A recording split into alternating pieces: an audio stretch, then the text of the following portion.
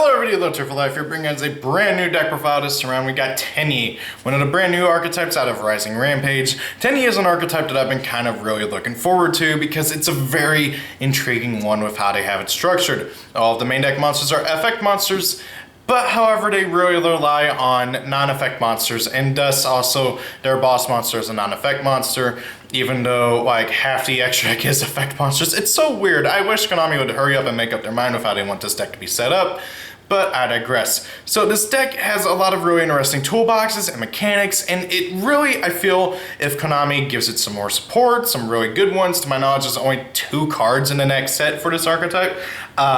If they give it more support and good support at that, this deck could be a very viable rogue deck, if not a very viable meta deck. So let's get on to the deck profile and kind of go through with what it can do. First and foremost, we got the one that you've probably seen the most if you've been playing competitive, because it's become kind of a popular engine, Tenyi Spirit Fishuta.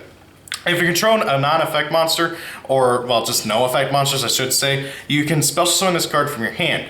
And if it's in your hand or graveyard while you control a non-effect monster, you can banish it and then, return a card your opponent controls to the hand. It's a really good just general spot removal. If at worst case scenario you can force out a negate or something, or get rid of a negate, it's a really good card and really just shows what the rest of the deck does as well, because the deck all has general really good effects like this. And also of course free special summoning. Next up we got Tenyi Spirit Nahada. This is arguably the weakest, or no, I was supposed Savannah would be. But Nahada I feel is really good though for what Tenyi want to do.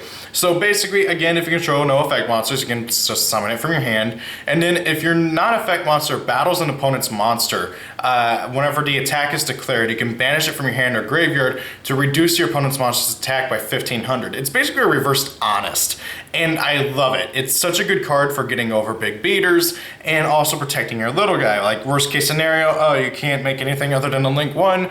Well, now your Link 1 can be anything that's 2500 or lower.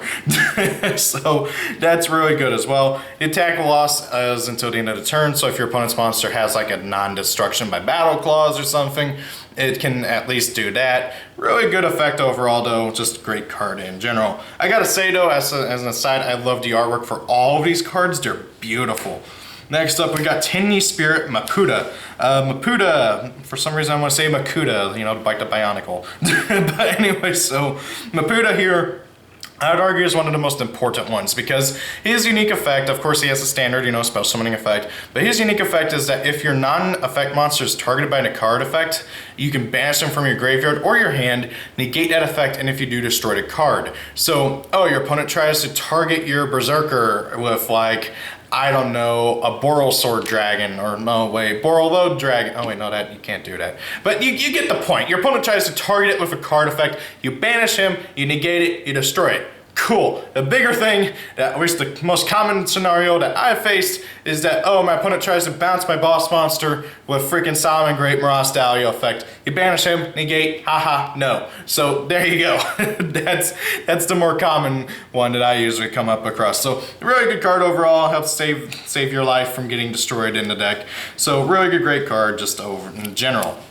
Next up we got Tenyi Spirit Savannah. Savannah is arguably the weakest of the deck, and honestly, if they ever get really good main deck monsters other than the one that we're coming out in the next set, which I think is a really good addition, not so much of a replacement of Savannah, but however, Savannah, it's probably going to be the first one to get cut once they get more monsters in the deck. So basically what he does is, oh, if your non-effect monster dies by battle or card effect, you can banish it from your graveyard, special summon that monster. It's good, but however, your opponent can easily get around it or negate it. I've found that it just tends to be too reactive and not proactive, and so while it can catch some people off guard if they forget about it, if you're doing in a high stakes tournament and stuff, your opponent's not going to forget about this. They're going to either banish it with card called by the grave beforehand, or they're going to negate it with like Borrelode Savage Dragon. So yeah, it's not the greatest thing in the world. I do recommend that even if they do get more support. I know we're getting a dude in the next set that lets you summon a dude from deck, If they get more support after that and Savannah is like basically cut out entirely, I'd still recommend one of it, if only because it is a nice kind of clutch moment card that is pretty handy.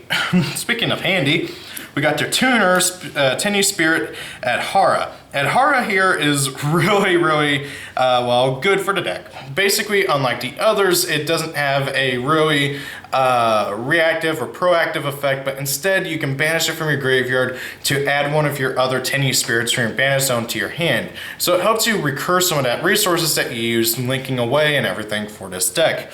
Additionally, of course, it has the standard effect for the other ones, you know, where it can just summon itself from your hand if you have no effect monsters in the field, and also it's a tuner, which is really handy because they do get a synchro in the next set, and of course that still allows you to go into some other things as well. Moving on, I play triple Ash Blossom and Joy Spring. This deck really needs to be able to stop monster effects. It can stop spells and traps, and it can stop targeting effects easily enough. But however, it gets easily outpaced by your opponent's crazy shenanigans that they're gonna do. Speaking of, effect failure is also really handy in this deck.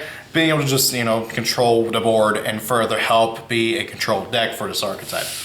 Moving on, next up we got God, what was this called again? Flawless Perfection of the Tenyi. Flawless Perfection of the Tenyi is the field spell and is what draws a lot of people to the deck. So first and foremost, all of your non-effect monsters and all of your face-down monsters are unaffected by monster effects. Sorry, actually all non-effect monsters. I thought it was also face-down monsters because they're treated as non-effect monsters, but I digress.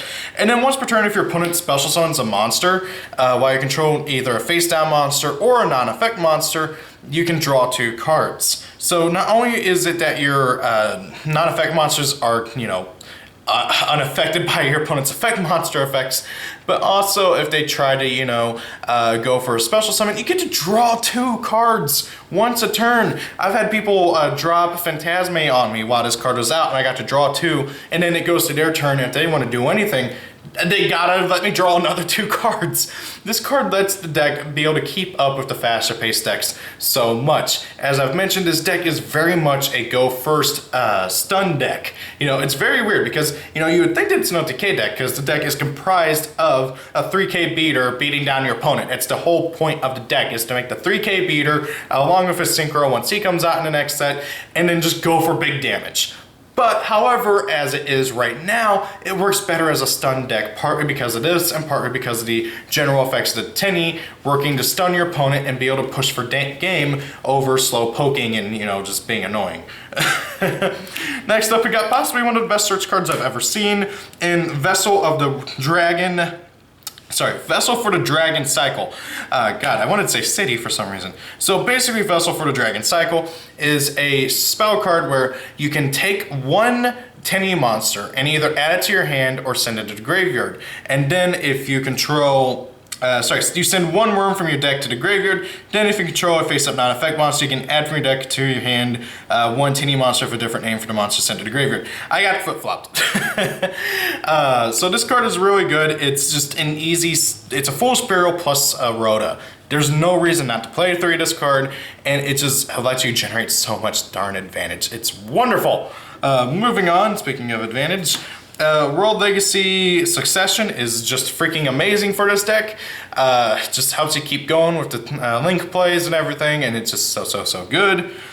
2 Pot of Desires to just get more draws because you do play 3 of a lot of things, so this helps you keep up with everything. 2 Called by the Grave to get rid of hand traps. 1 Terraforming, 1 Monster Reborn, 1 Foolish Burial, and finally, oh wait, I got more than just that. Finally for the traps, 3 Fist of the Unrivaled Tenyi. So this card is stupid. It's an Infernity Barrier for the deck. If you control a face-up non-effect monster, when an opponent's spell, trap, or monster effect is activated, you can negate that effect and, you negate the activation.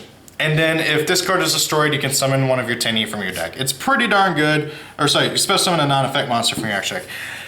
Sorry, that never happened, so the effect just kind of glossed over in my head. But anyways, So yeah, if it's destroyed, you get summon a non-effect monster from your deck for free. Well, from your extra deck, I mean. So you get summon the big guy, the 3k beater, you know, the Link 3, and just kind of hopefully go for game from there. But however, it's a pretty good card overall for the stunning part. My biggest issue with this card is that it does not negate. I mean, it does not destroy the card it negates. So if like your opponent tries to activate a card effect that's not a hard once per turn, that is that they have multiple copies of, or that they, you know, or they're able to summon it again. Well, no, that doesn't. You get the point, though. It doesn't destroy, so they can just keep going with the same monster.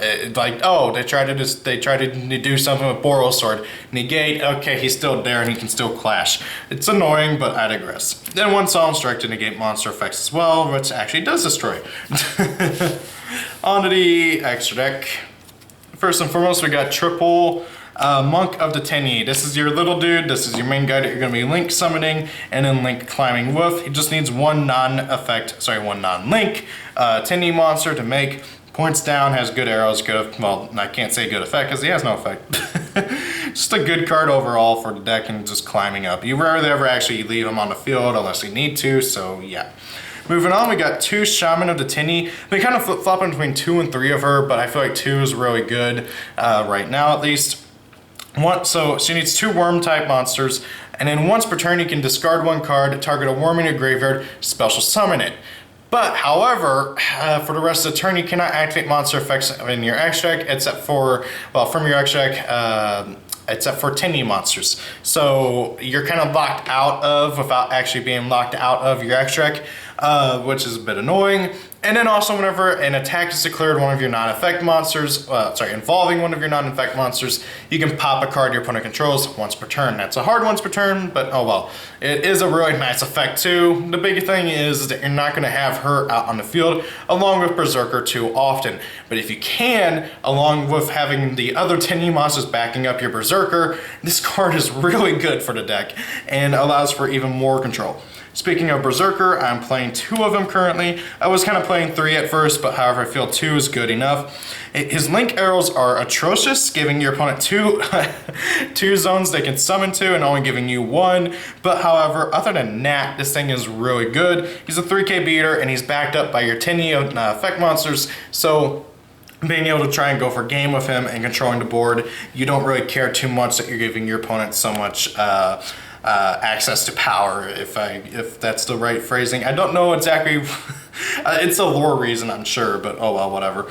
Next up for the rest of the extra deck, you can kind of fill it up with whatever you need. You rarely ever actually go outside of these guys, and of course the future Tenyi monsters as well, but however, just in case. 1 Link Kribo, we do have a level 1, and well, technically 2 with effect failure.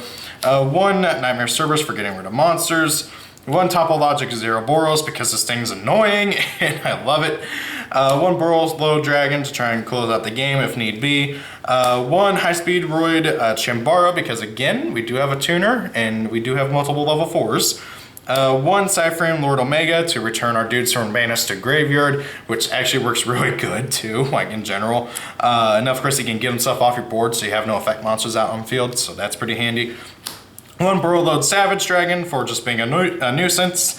And then finally 1 Daigusto Emerald because I needed a 15th card. And hey, Recursion is always pretty good. Also, it just dawned on me, but this thing is really, has another really good effect in that it can detach to summon one of your non-effect monsters from your graveyard. So, oh, your opponent kills your Berserker, you just spell summon one of the level 4s, normal summon the other, overlay into Daigusto Emerald, bring back Berserker from your graveyard. This card is really good for the deck now that it really dawns on me. So yeah, that's it for Tenyi. So what do you guys think of Tenyi? I feel like this deck can really benefit from some more support, but however, as it stands right now, I really like the deck. It's a lot of fun, and I think it's going to be my main tournament deck at the moment, other than maybe my Rocket deck, but I don't know. I'm not really going to get to do much tournaments this semester, so I don't know. What do you guys think? Rate, comment, and subscribe. Have a great day. It's your birthday. Happy birthday, and see y'all later. Peace out.